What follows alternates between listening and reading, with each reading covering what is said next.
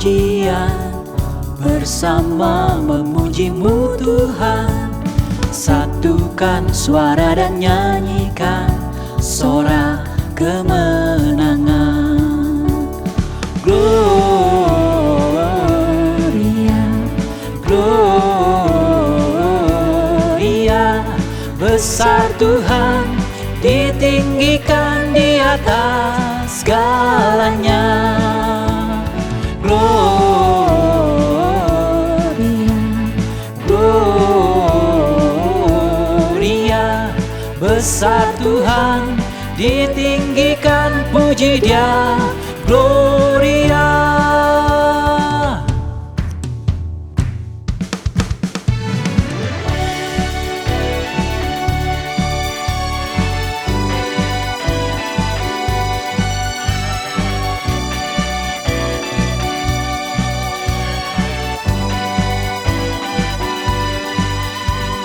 Kami datang bawa pujian, bersama memuji-Mu Tuhan. Satukan suara dan nyanyikan sorak kemenangan. Kami datang bawa pujian, bersama memuji-Mu Tuhan. Satukan suara dan nyanyikan sorak kemenangan.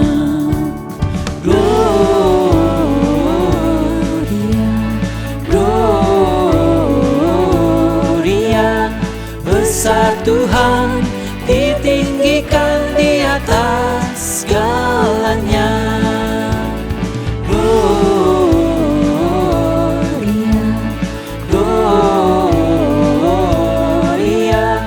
besar Tuhan, ditinggikan, puji Dia. Gloria.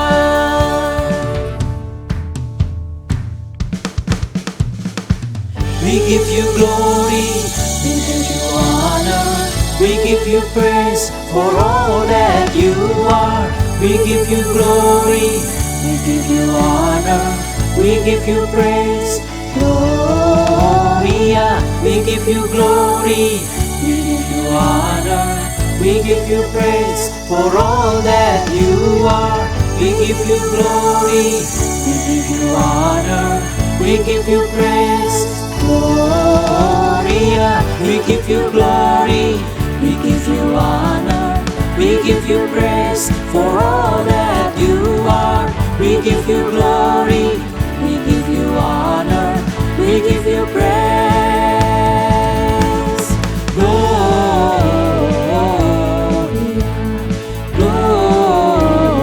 Gloria, besar Tuhan, ditinggikan di atas segalanya. Gloria, Gloria, besar Tuhan, ditinggikan, puji Dia. Gloria.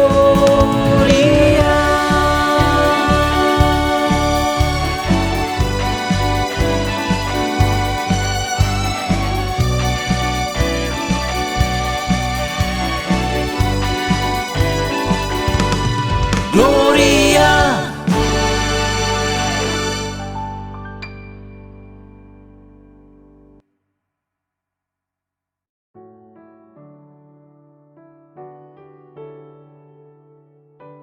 Shalom saudara-saudaraku yang kekasih di dalam Tuhan Yesus. Selamat memperingati dan merayakan Natal, hari kelahiran Tuhan kita, Yesus Kristus. Selamat ulang tahun bagi saudara-saudariku yang ditambahkan Tuhan usianya. Semoga saudara sehat jasmani dan rohani, tambah hari tambah serupa dengan karakter Tuhan Yesus. Saudara diberkati dan dapat menjadi berkat bagi banyak orang hidup untuk kemuliaan nama Tuhan. Amin.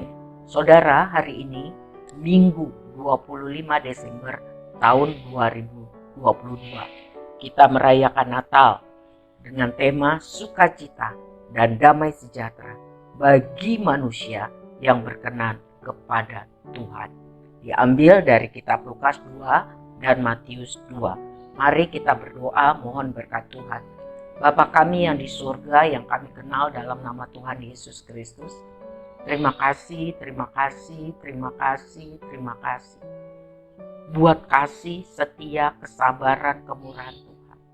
Mohon ampun buat semua dosa kami ya Tuhan. Dan mohon kemampuan mengampuni orang yang bersalah kepada kami. Agar hidup kami berkenan kepadamu. Dan kami rindu untuk mempelajari firman Tuhan sebagai panduan dalam kehidupan kami. Tolong berkati kami supaya mengerti dan dapat mempraktekkan dalam hidup kami. Kami minta dalam nama Tuhan Yesus. Amin. Saudaraku, Lukas 2 mencatat bahwa peristiwa kelahiran Yesus Kristus adalah benar, otentik dengan sejarah, jadi bukan hoax atau karangan fiksi.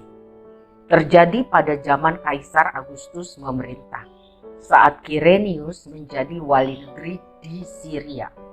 Kaisar Agustus mengeluarkan dekret untuk diadakan sensus di seluruh dunia. Akibatnya, semua orang harus pulang kampung mendaftarkan diri, termasuk Yusuf, karena ia adalah keturunan Daud.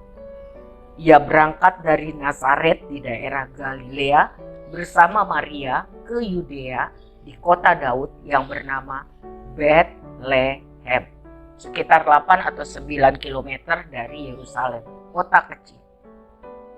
Saat-saat itu dicatat bahwa tiba waktu untuk Maria melahirkan.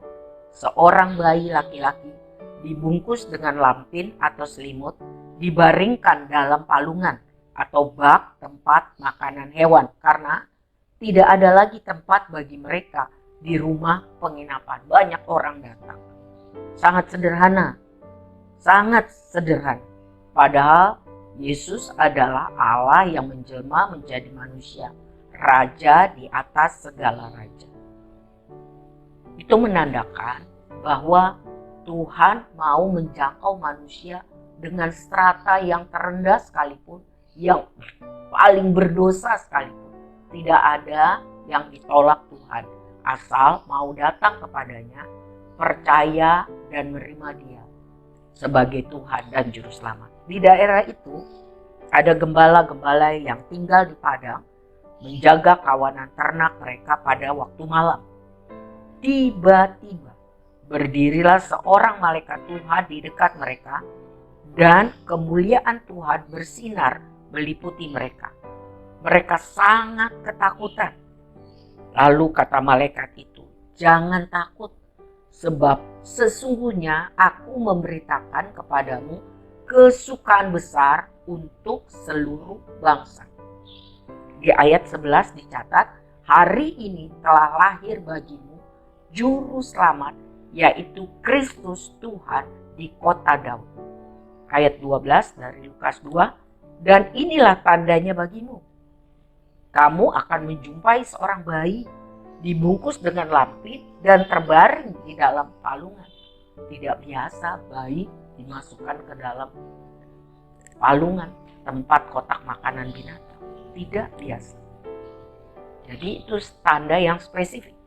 Ayat 13. "Dan tiba-tiba tampaklah bersama-sama dengan malaikat itu sejumlah besar bala tentara sorga yang memuji Allah, katanya."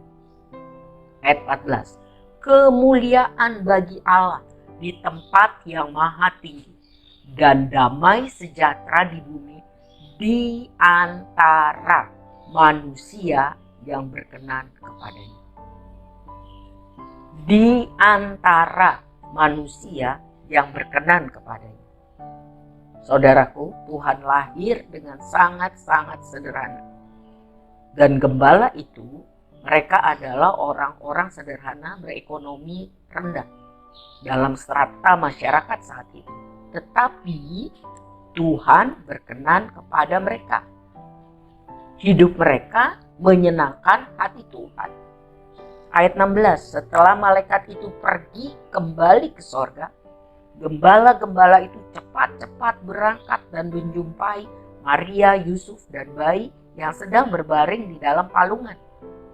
Dan mereka memberitahukan apa yang telah malaikat katakan kepada mereka tentang anak itu. Jadi konfirmasi. Ayat 20. Maka kembalilah gembala-gembala itu sambil memuji dan memuliakan Tuhan. Kenapa? Karena mereka mengalami sukacita, mengalami damai sejahtera yang besar, yang dari Tuhan. Hati mereka tenang, walaupun hidup mereka sulit, karena mereka tahu mereka hidup berkenan kepada Tuhan. Ada perlindungan Tuhan. Haleluya. Bagaimana keadaan saudara? Pastikan hidup kita berkenan kepada Tuhan. Itu yang paling penting. Karena hidup dan mati kita ada di tangan Tuhan. Harta tidak bisa menyelamatkan. Hidup ini pun tidak bisa dibeli dengan harta. Semua karena anugerah Tuhan. Pastikan hidup kita berkenan kepada Tuhan. Kita lihat di dalam Lukas 2 ayat 25 sampai 38. Lukas 2 ayat 25 sampai 38 tentang dua orang tua lansia. Yang pertama laki-laki bernama Simeon. Dicatat dia orang benar.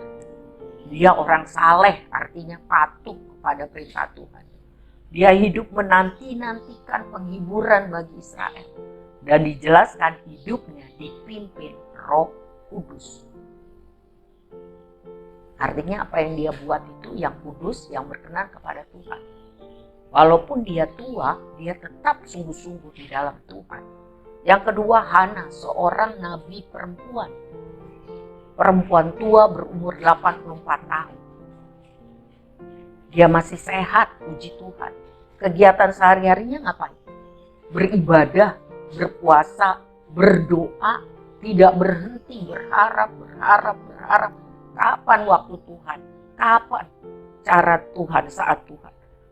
Tentang kelepasan, pertolongan Tuhan bagi Yerusalem. Dia berharap Mesias datang. Juru selamat datang. Ketika kedua orang tua ini berjumpa dengan bayi Yesus, mereka bergembira karena pengharapan, penantian mereka, realisasi doa mereka akhirnya digenapi, dikabulkan Tuhan. Mereka bersukacita dan bersyukur. Mereka mengalami damai sejahtera yang besar dari Tuhan. Bagi orang-orang tua lansia, contohlah apa yang dilakukan Simeon dan juga Hana. Banyaklah hidup dalam doa, berharap kepada Tuhan, beribadah sungguh-sungguh, hidup dipimpin Roh Kudus. Berdoalah buat anak, mantu, cucu. Berdoalah buat bangsa, negara. Berdoalah buat hamba-hamba Tuhan. Berdoalah buat jemaat Tuhan. Berdoalah buat keluarga besar, tangga, komunitas. Pada waktu Tuhan, dengan cara Tuhan. Apa yang sudah lama dinanti-nantikan, pada waktu Tuhan akan terrealisasi. Amin. Kita beralih ke Matius 2 tentang orang-orang Majus dari timur. Diperkirakan dari Babel. Kalau sekarang itu Irak dan Iran. Mereka orang-orang pintar, orang-orang kaya. Mereka datang dari jauh ke Yerusalem berjumpa Raja Herodes. Karena mereka pikir raja yang baru lahir itu ya di istana. Ya. Mereka memberitahu, menginformasikan kepada Herodes mereka datang dari jauh karena mau menyembah raja yang baru dilahirkan atas petunjuk bintang dari timur yang luar biasa. Sangat spektakuler. Herodes sangat terkejut bersama seluruh Yerusalem.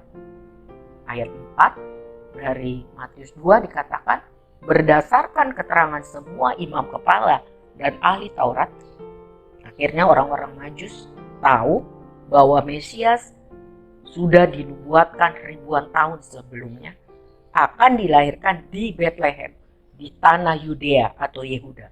Tercatat di dalam kitab Mika 5, 2 Samuel 5, Yesaya 60, Mazmur Daud pasal 70. Wow. Di ayat 7, lalu diam-diam Herodes memanggil orang Majus dan teliti menginterogasi mereka. Dan Herodes berpesan dusta supaya mereka pergi segera selidiki seksama tentang anak itu, lalu cepat segera kabarkan kepada Herodes supaya Herodes pun katanya, tanda kutip, mau datang menyembah dia. Itu dusta. Lalu di ayat 9, para Majus itu berangkat mengikuti bintang yang telah mereka lihat dari timur.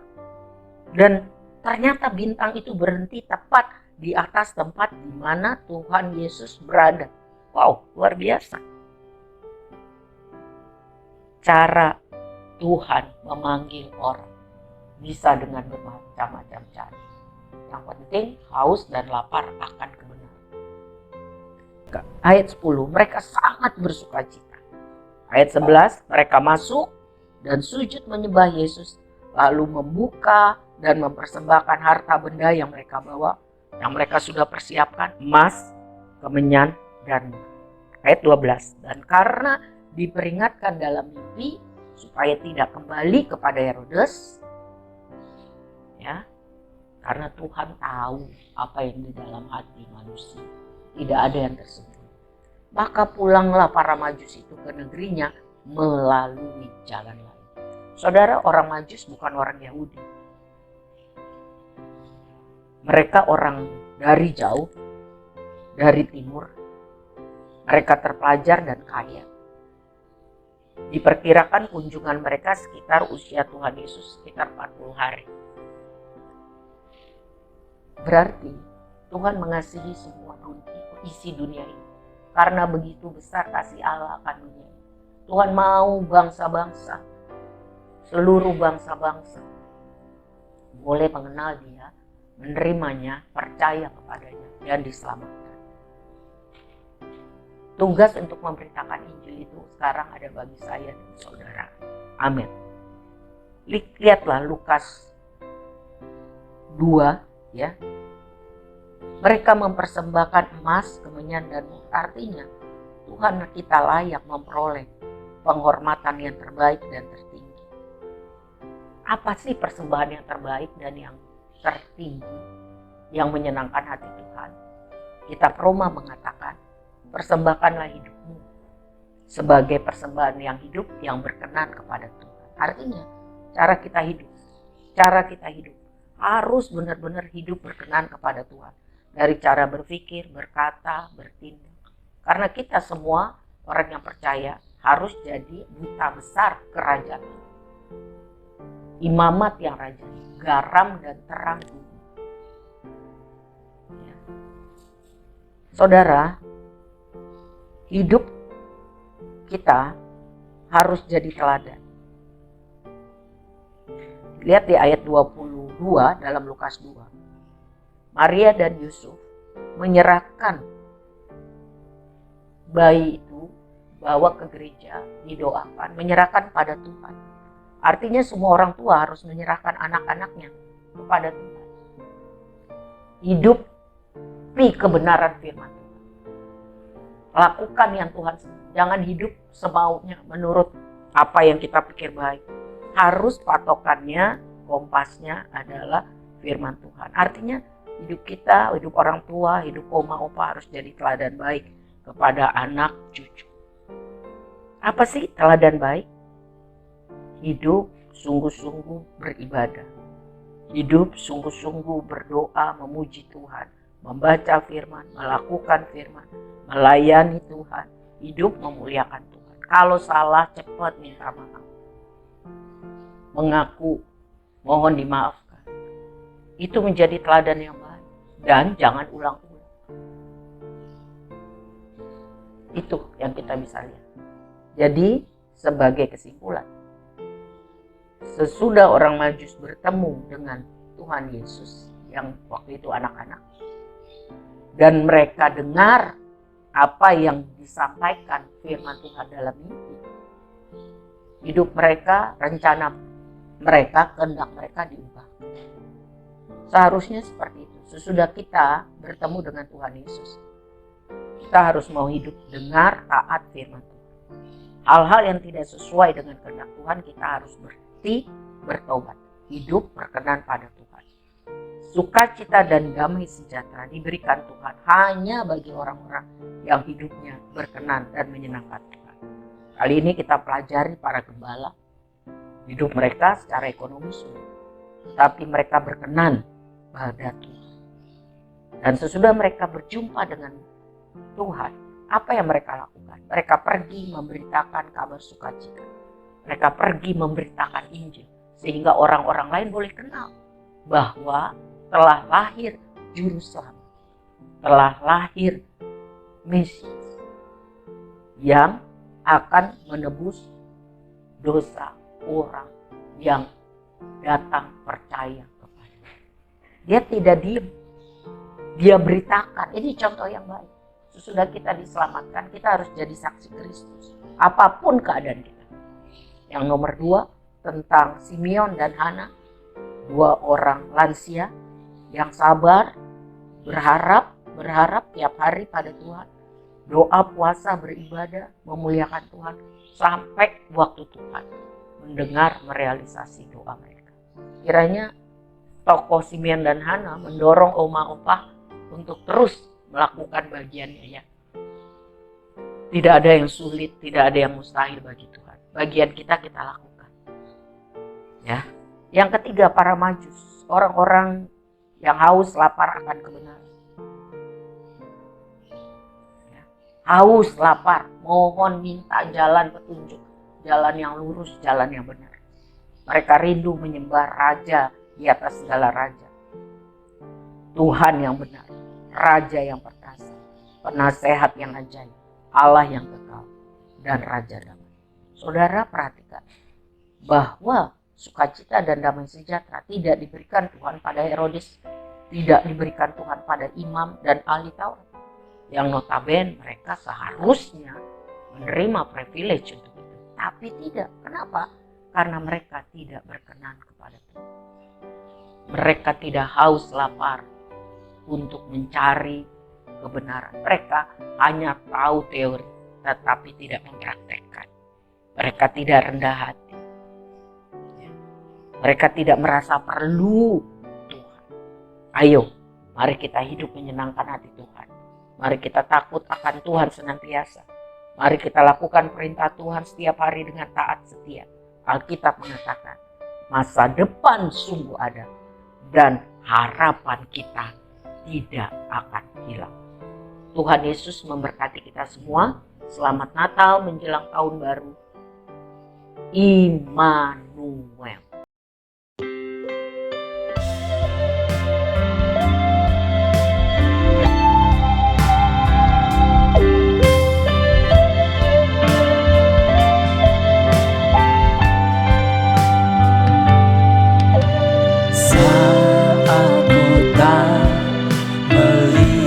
Jalanmu saat ku tak mengerti rencanamu, namun tetap ku pegang janjimu. Pengharapanku hanya padamu. Hatiku percaya,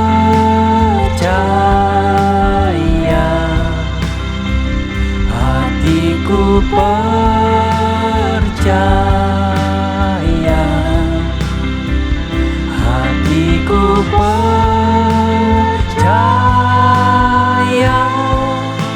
selalu ku percaya.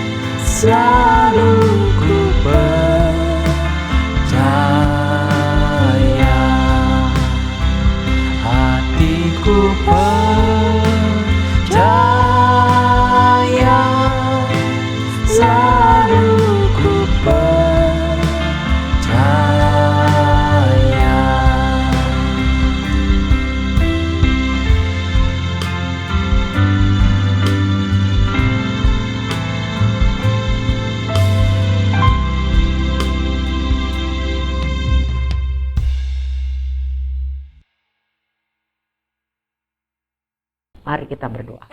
Kami bersyukur Tuhan buat firman Tuhan yang kami pelajari hari ini. Kami rindu hidup kami tambah hari tambah menyenangkan hati Tuhan. Berkenan kepada Tuhan apapun situasi kondisi kami, agar Tuhan menyertai kami dan kami merasa aman, tenang di tengah badai sekalipun, karena Tuhan berserta kami. Mampukan kami, beri kami keberanian dan kesempatan memberitakan Injil ini kepada banyak orang. Kuatkan kami di dalam doa, beribadah, berpuasa, dan berharap kepada Tuhan untuk kebutuhan kami agar banyak orang diselamatkan. Beri kami selalu rasa haus lapar akan kebenaran. Kami menyerahkan roh jiwa tubuh kami kepadamu ya Tuhan, Juru Selamat kami. Angkatlah tangan saudara, terimalah berkat. Kasih Allah Bapa yang sempurna dan kekal menguasai hidupmu dan hidupmu. Cinta Tuhan Yesus, doa syafaatnya beserta kita.